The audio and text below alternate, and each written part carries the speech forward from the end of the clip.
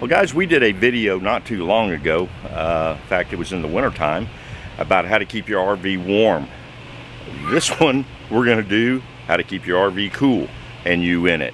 It is in the upper 90s here in Texas. We have not hit 100, knock on wood, but I guess in the Pacific Northwest and other parts of the country you're already experiencing that extreme heat. On this edition of Kicking It Vanvo Style, we're going to see and give you some tips how to keep your RV cool and how to keep you cool inside your RV. So join us.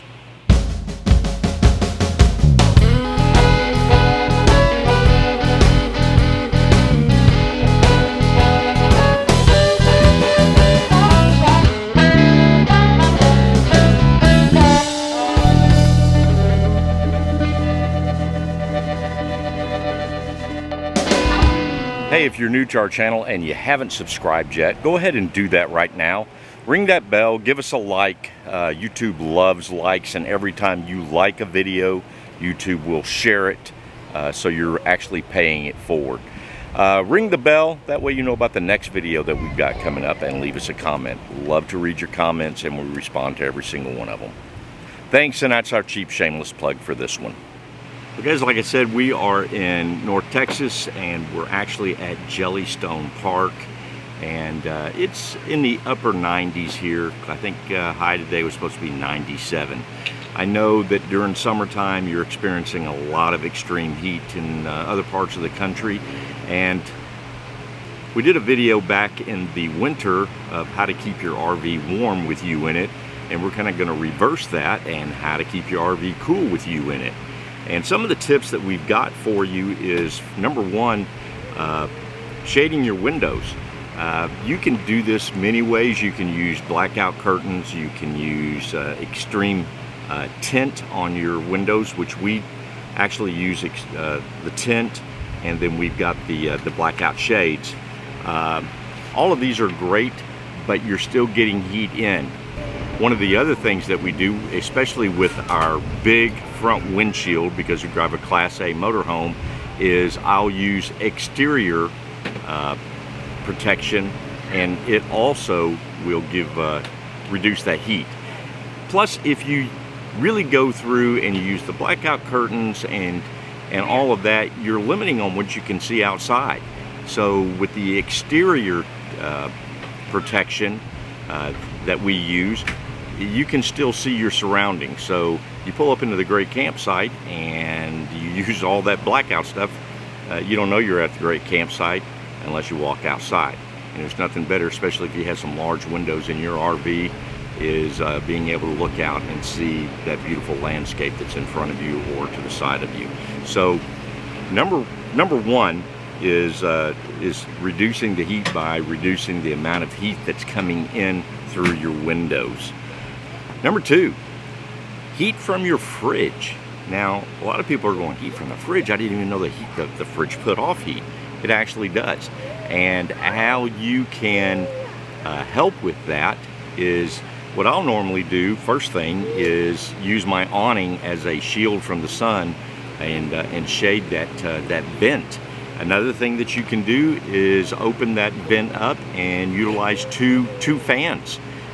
Using it as a push-pull type deal on bringing cooler air in and taking the hotter air out, and let them work in tandem together on your fridge and utilizing it with your vent. So number two, reducing the heat from your refrigerator. Number three on our list is air conditioning maintenance. Now, we did a video not too long ago on there's two things that I do for air conditioning maintenance. One I do every year, the other one I do every month.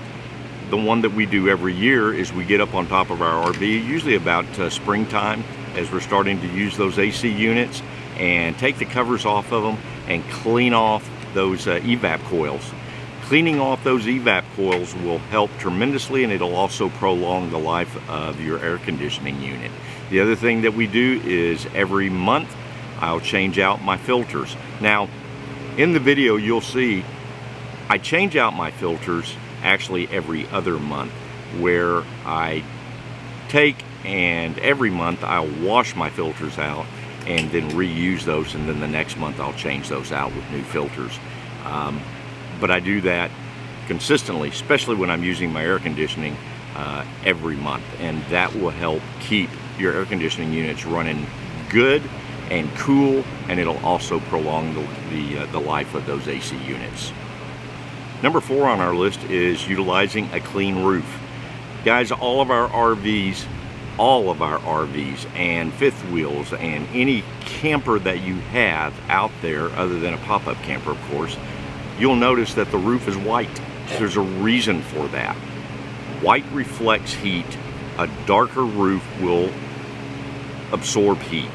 So keeping your RV roof clean, and because the dirtier it gets, the darker that it gets, the darker it gets, the more heat it's going to absorb.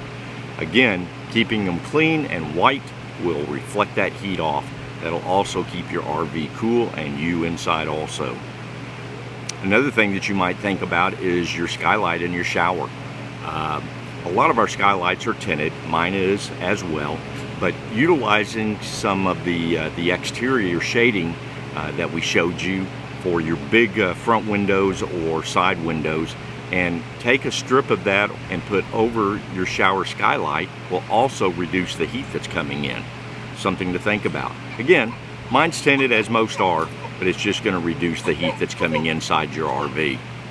Number 5 on our list is fans. Now we'll utilize a fan from the rear of the RV, and I actually set my temperature gauge during the daytime a little cooler in the rear. I've got 2 units. I'll set it a little cooler in the rear and just a little bit warmer in the front.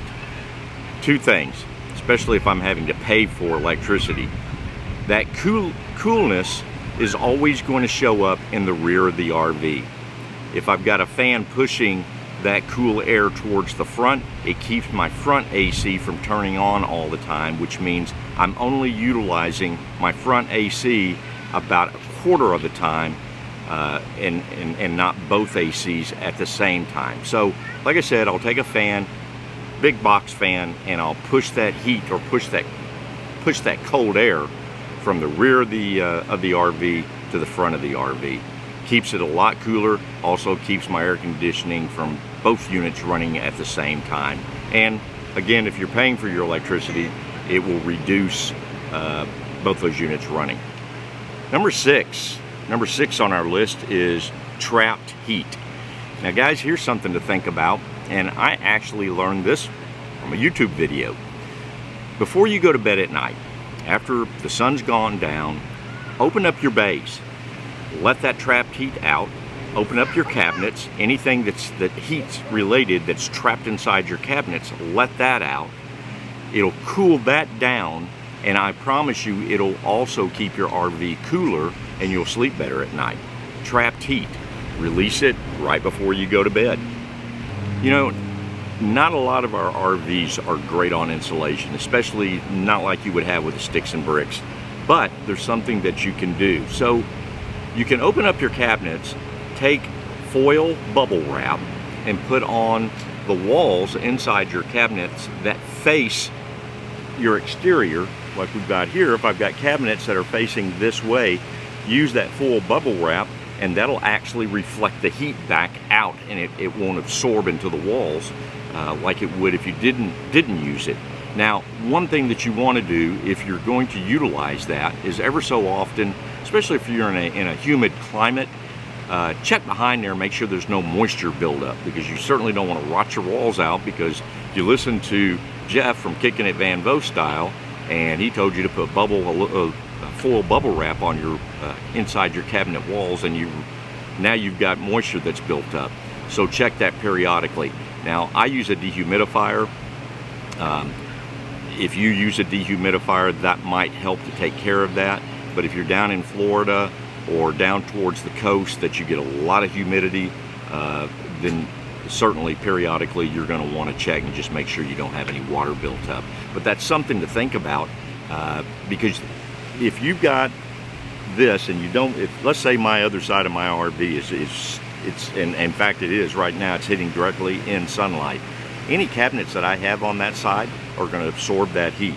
if I can keep anything to reflect it back out or not trap that heat in, I'm going to certainly want to do, and it would certainly keep it from heating up.